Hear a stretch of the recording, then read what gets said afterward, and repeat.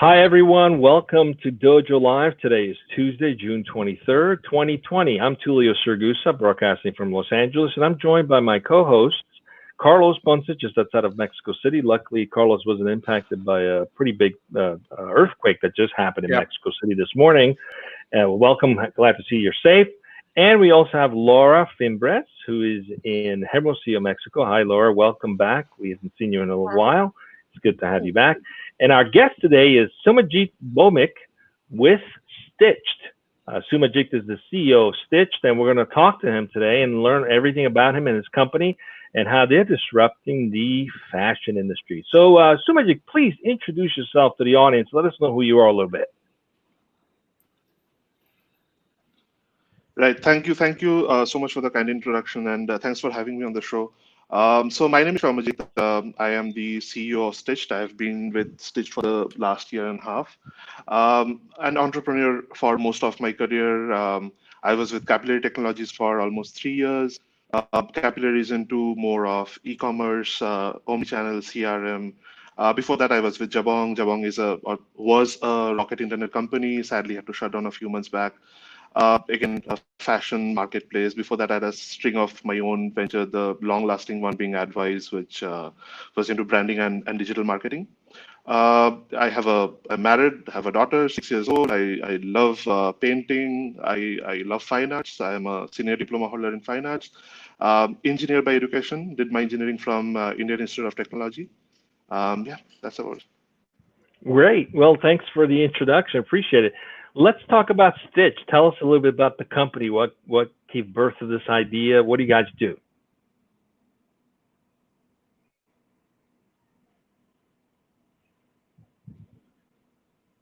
I'm not sure if you. I think. Did I break? I might have broken through. I was asking. Please tell us about Styched. Tell us about your company, Styched. I'm not. Maybe he's not hearing me. Yeah. Carlos, just ask the question. Maybe he's not. Maybe I'm not coming through. Yeah. Soumajit, can you hear me? Just can you confirm that you can hear me? Hello. His headset's no good. Yeah, am I audible? Yeah, it's probably the headset, right? Can you hear us?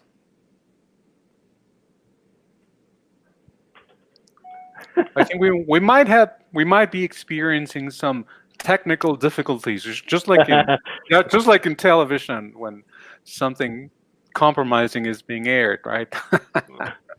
So Soumajit, can you hear us or no? Soumajit, can you hear us? I don't think he can hear us. Can you hear us? He can't. Oh, we lost our guest. There's our first for everything. Remember that time we were interviewing someone? We were in the car, and I kept thinking to myself, "We're going to lose the signal any second." And luckily, it didn't happen. He was in a car, in a moving vehicle, and was able to do a whole interview in a moving vehicle. Hey, can you hear us now? Yes, I can hear you now. Sorry, all right, fantastic. Welcome back. We were trying to scramble to come up with some jokes. But anyway, tell us a little about Styched. Please introduce the company. What do you guys do? Yeah, so sorry if the line is too long. As a founder, there are too many things that goes on in the head. So that's the logo that you can see. We are also following a social distancing for the logo because of the current situation. But Styched is a fast fashion brand. It's an e-commerce fast fashion brand. Targeting the youth, targeting people from the age group of 18 to 30. We are in the affordable segment, and within Styched, we have multiple verticals catering to different needs. But primarily, we are trying to be a fast fashion, affordable brand, trying to go global as well. We are in India for now. We are expanding in India, but we want to go to the UAE, to the Europe, and we want to expand globally. So that's what Styched is. The primary agenda for starting Styched was to solve two problems. Problem number one from the customer side, problem number two from the business side. So as a customer, what you look for are choices, more number of choices as compared to a marketplace. Why should somebody come to a brand e-commerce store and not to a marketplace like an Amazon or Flipkart? The second part of it is obviously the price point. From a business side of it, I think the problem that needs to be solved is the sustainability, on which we are going to talk today as well, the profitability, and to reduce losses because of warehousing and unsold inventory. So we solved these problems, and that's how Styched was started using technology in the backend. Great. Well, thanks for the introduction. Today we're talking about sustainability in fashion. And I think the topic that we want to answer is, can technology and AI solve problems related to inventory management, liquidation of unsold inventory, and warehousing? So how is this related to what you guys are doing? Is this a major problem in the fashion industry in terms of inventory management, liquidation of unsold inventory, and how does this tie into sustainability? Please elaborate. See, one of the major problems that we all felt, all the co-founders we felt, is that a fashion brand, as compared to a marketplace, finds it difficult to maintain their own store, maintain their direct-to-customer kind of an approach, because of the lack of number of SKUs or number of products, right? So if you go to a marketplace, you can see probably 200,000 different designs or apparel. But if you come to a brand, the number of designs would be less, because that's how brands operate. They would work on a certain number of patterns or designs. So how do we then scale the number of designs to, if not be equal to a marketplace, but at least come close to a marketplace, like an Amazon, right? Brands will face a problem, because if they have to manufacture that huge number of designs in all the sizes, store them in a warehouse, they're not even sure whether those are going to get sold or not. They might be in the warehouse, there might be damages, there might be unsold inventory which does not sell at the end of the season. They have to sell them at a discounted price, or they just have to sell it on the black markets. Overall, there's a huge amount of loss that brands face, right? That's where we started off. We started thinking that, can we create a model which is completely production on demand, not just for t-shirts, but for any kind of apparel. So top wear, bottom wear, shoes, hats, accessories, whatever you think of. Can we have something which is extremely production on demand, which makes sure that your backend inventory is zero, no warehousing cost, no damages, no pilferage, nothing of that sort, and still be profitable? And you have to be profitable, right? Because you're not incurring any losses. The only problem that we have to solve is, how do we reduce the returns? Returns which can come from customers from multiple points, which we'll discuss later. So we use technology to solve that. We kind of created a model. It's actually a very simple model if you try to understand the basics of it. And we drew the conclusion from a simple maths problem, right? So you have HCF. You use the long division method. You have multiple numbers. You want to find the HCF of that number. That's what we do. So for example, this t-shirt that I'm wearing, right? There's one pattern, which is this one. There's one pattern, which is the sleeve, and the same pattern gets repeated in the back, and the sleeve pattern gets repeated on the other side. So essentially, there are two patterns that create this t-shirt, right? So now, can we break down different kind of apparel to patterns, and then we find the unique patterns in all of these? So that's what the problem statement was. That's what we tried to solve to start off with. It was not technology, it was just pen and paper work. But we took 600 different designs from different websites. We hired a few designers from colleges, and we asked them to break down each of the designs to patterns, to individual patterns, base patterns. And we realized that from 600 designs, the number of unique patterns that came out were just 32. And that's where we started the technology part of it. We said that this is a problem that can be solved through technology. We can actually break down every design, every apparel to smaller patterns, find out the unique patterns, and for example, what you are wearing might be pattern 1 plus pattern 2 plus pattern 3. What the second person is wearing is pattern 4 plus pattern 6 plus pattern 20. So now suppose you have 100 orders. And 100 order can be equivalent to a certain number of pattern 1 plus certain number of pattern 2 plus certain number of pattern 4, so on and so forth. So that's what we do. We just break down it into smaller jobs, look at the overall number of orders that we receive every day, not look at the final output, but look at the patterns, and then we go on to production. Okay, so how is that different the way fashion houses do it today? Do they not have the manufacturing in-house the same way, where they have patterns tied? How is it different? What's different about what you guys are doing? So the only thing that's different is, and most of the fashion players are doing that, for every season, for every new stock that they come up with, every new design that they come up with. So there's autumn collection, there's winter collection, there's summer, spring, there's fall collections.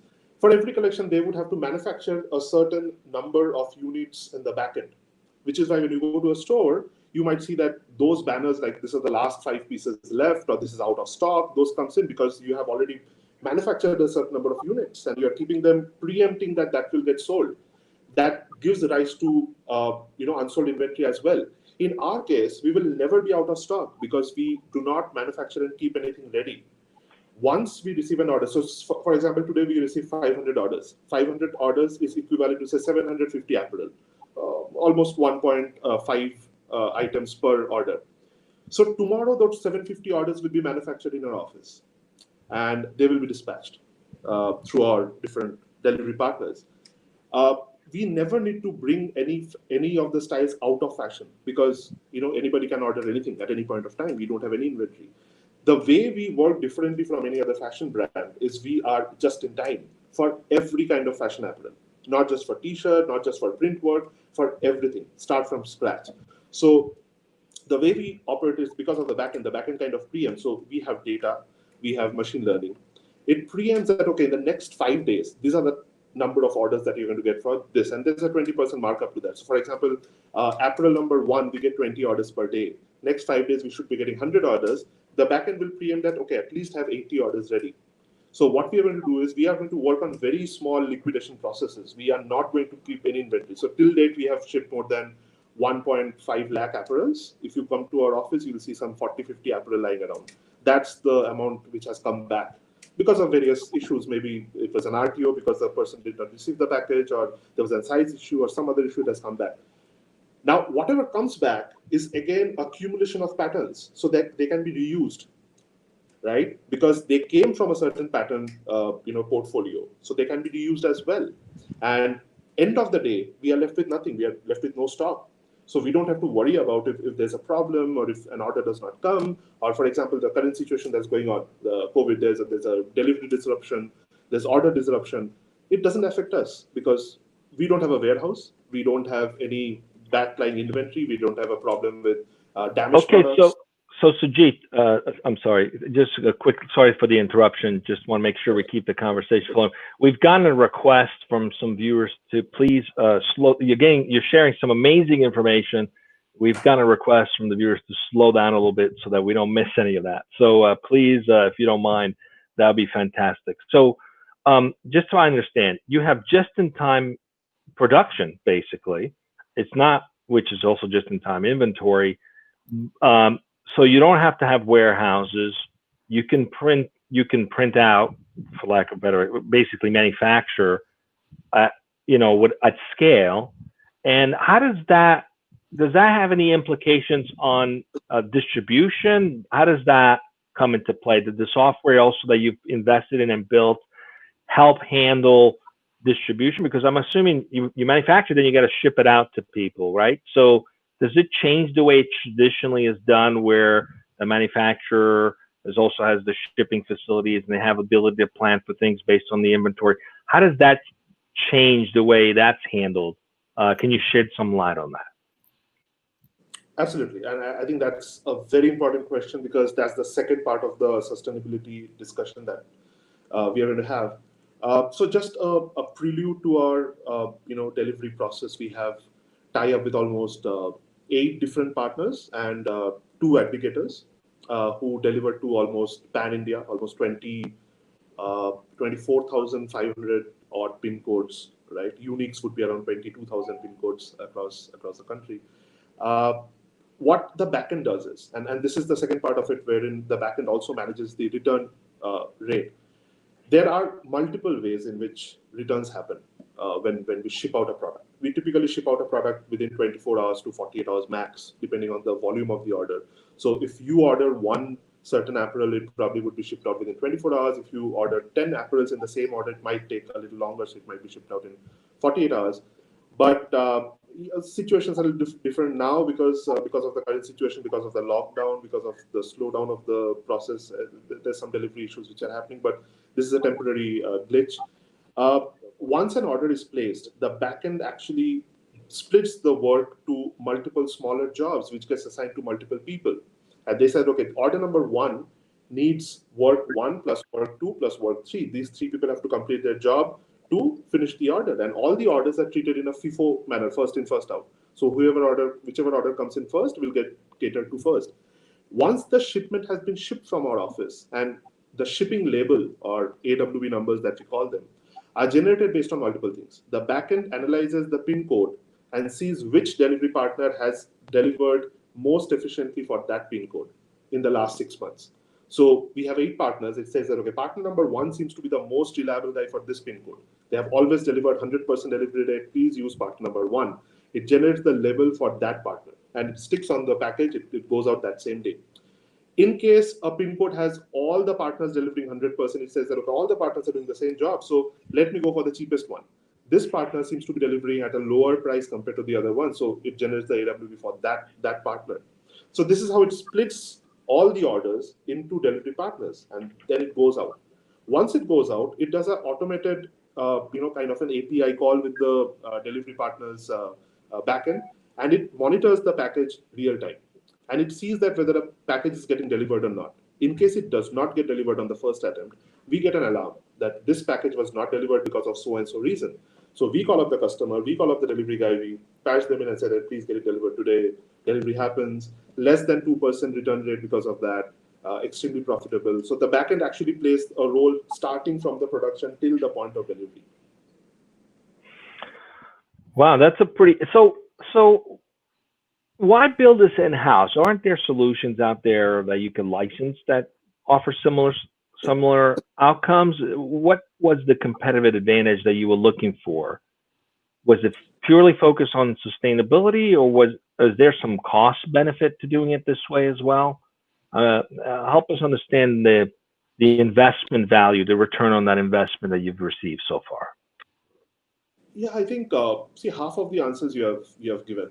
One is obviously the cost benefit. So there's no direct software which manages everything, starting from getting your order to production split, to packaging, to delivery, return management. That is also one more thing that it does. So when it knows that a package has been returned, it preemptively tells that, okay, this next order which has come in can be reused. So this existing package which has just come back to our warehouse can be reused by one of the existing orders. So first and foremost, there were no software which manages end-to-end of it. So we had to build some part of it, right? The second thing is all the efficiencies which we are adding. For example, like I told you, there are some customers who do not receive package, who will order a cash on delivery. In India, cash on delivery is a very premium, or rather a large segment of orders. Almost 70 to 80% of the orders will be cash on delivery. They will place the order, you have to deliver it to them, and then they'll pay cash, right? Prepaid orders are a little less, which means that a lot of these orders also keep coming back because the customer was not available, he has changed his mind, or there's a history of that customer not accepting packages. Our backend kind of looks into that, uses AI to forecast certain orders. So it tells that, okay, this pin code has a history of 100% return. Let's not go with this pin code. Let's ask the customer, or let's ask customers to prepay only. Because it's no use, it's just going and coming back. 100% of the orders are coming back. Or certain what we call as karma points. So if a user has ordered say twice or thrice from our website, we ship the order, it did not get delivered, the customer sends it back saying that I'm not interested anymore. Next time the customer comes to our website, he has to prepay the order, the next order. So these are the kind of interjections which we cannot use a third-party software for. We have to do a lot of data sharing, which is not feasible, which is not right as well. And we thought that if we are going to build 40 to 50% of the platform in-house and then use 5 or 6 different platforms to plug and play, does not make sense because of the cost, because of the way each of these plugins would talk to each other. Rather have the whole thing in-house, have the whole efficiency bundle in-house, and then use this same bundle for multiple brands. So for example, we have one brand called Styched, one brand called Stitch.life, which is the merchandising brand, which probably in the next quarter will become India's largest fashion merchandising brand, containing Indian celebrities and brands only. Then we have a semi-premium brand, which we're going to launch very soon. So all of these are going to use the same backend, drive the same amount of efficiency and profitability from the backend. So I think that's why we thought that we'll create the backend, we'll create it based on our own logic and requirement, and not rely on a third party tool. Yeah. Okay, so I have a question. Impressive. I have a question. So it's a non-technical related question, but I was going through your website, and I saw that you have a safe government schools contribute now by buying a tea. How does that work? I mean, if I buy a tea, you're gonna donate some of the money. It's gonna be. Right. Right.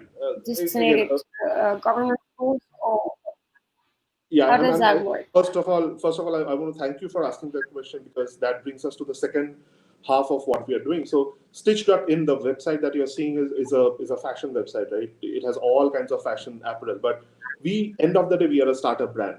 A year and a half back, we started. We wanted people to trust us, to know that we are here for the long run. We are going to give them the best of quality, but we are also saving on a lot of cost because of not having an inventory, not having a warehouse, reducing the returns, and we are passing on this cost benefit to the customer. So, easiest way of creating a brand recognition is through association with different brands, where different people say that, okay, this is a trustable brand. So we wanted to create a merchandise store. In India, you find a number of brands who have started with, say, DC Comics or Marvel Comics merchandise or Cartoon Network merchandise. We had to do something different. So we thought, okay, let us try to become India's largest merchandise store, focusing only on Indian brands. And we did not want to have that under the Stitch.in banner. We created a separate website called Stitch.live, wherein we started tying up with Indian celebrities, Indian movie stars, Indian rock stars. We signed up with the top 10 rock bands in India, probably of some of the top celebrities in the movie industry, in the TV industry, comedians, singers, sports stars, sports teams, and that's how Stitch.live started. And one of those initiatives is the initiative cause or the social cause, where we have PETA, which is people for the, it prevents cruelty towards animals. PETA is one of them. Save Government School that you mentioned is one of them. Cricket for Blind in India is one of them. We have a few TikTok communities which come under those. The way we tie up with all of these celebrities is we sell the apparel at a price that they want, right? We have a small part of the money which goes behind the production, the actual production cost. The rest of the money either goes to the celebrity, or in these cases, it goes towards improvement or a cause. Say, for example, save government school. Government schools, private schools are doing better than government schools, right? So how can we improve infrastructure in government schools? So we are selling those T-shirts. There's a production amount which keeps in the back end, which is zero profit, zero loss. The rest of it goes towards improvement of facilities in government school. This is in partnership with a certain third party. So in this case, it was with a political party, right, and one of the leaders. And in case of PETA, it is with PETA India initiative. If you go to that link, you'll see Stitch.live. You have to go to Stitch.live first, and then you can see all the T's. So a part of it goes towards the cause or towards the celebrity. The rest of it comes to us for the production cost, and this is how Stitch.live is. Very interesting, and I'm very impressed. I know I'm sure Laura has another question, but I have to ask this question because it sounds to me like you might be sitting on a platform that could be of interest to other fashion houses. Have you thought about the idea of potentially licensing this platform as a commercial software product? Right. So thank you for that idea. Honestly, it's been a year and a half. We started off with 0 orders a day. Obviously, we are right now at around 550 orders a day. The scale up has been really fast. There has been some bulk orders as well on the way. So to be very honest, we have not thought about that. Right? It sounds like a very good value proposition, but because of the time frame, because we have been there in the market for like a year and a half now, we haven't given it a thought. But that does not prevent us from looking into this at a future point of time. But yeah, to answer your question, right now we haven't given it a thought because of the scarcity of time. But yeah. Well, you never know. I mean, it sounds like it could be a pivot opportunity if you ever needed to. I mean, that sounds a pretty interesting platform to me.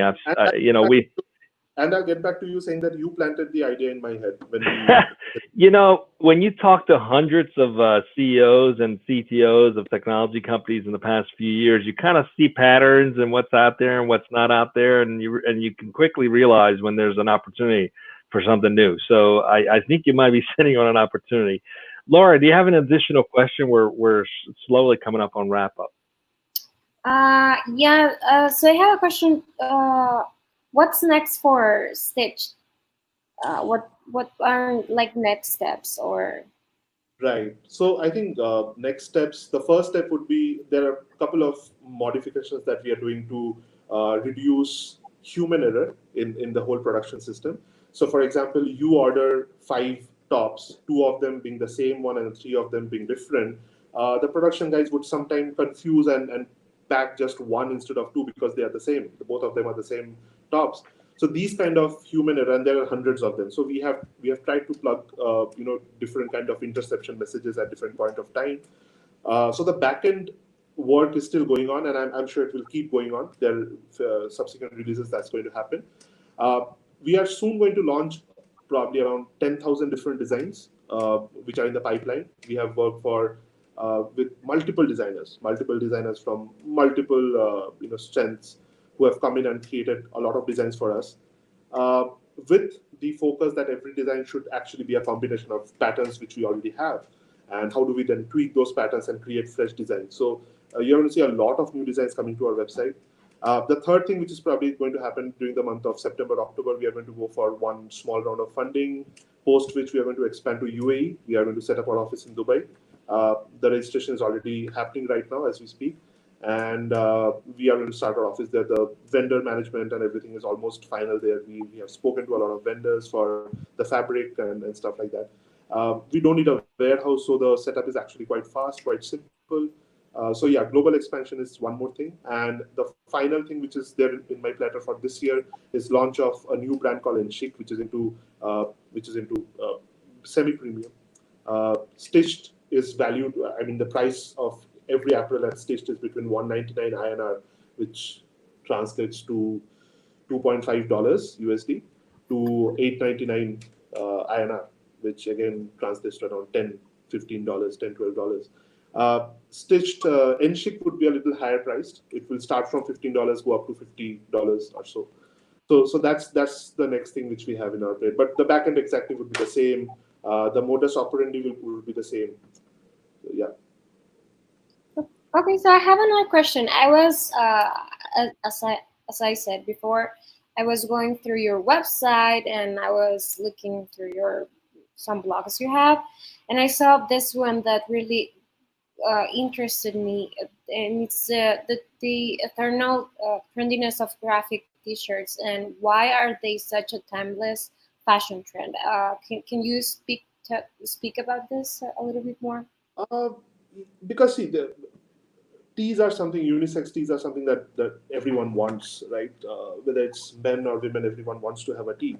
A t-shirt is not just a fashion apparel anymore. It's kind of it's something that you want to say. It's a statement that you want to make, fashion statement or attitude. You have quote-based tees or you have certain pattern-based tees. So for example, right now, coronavirus, that lockdown is going on. So somebody writes straight out lockdown, right? Or corona go away, things like that.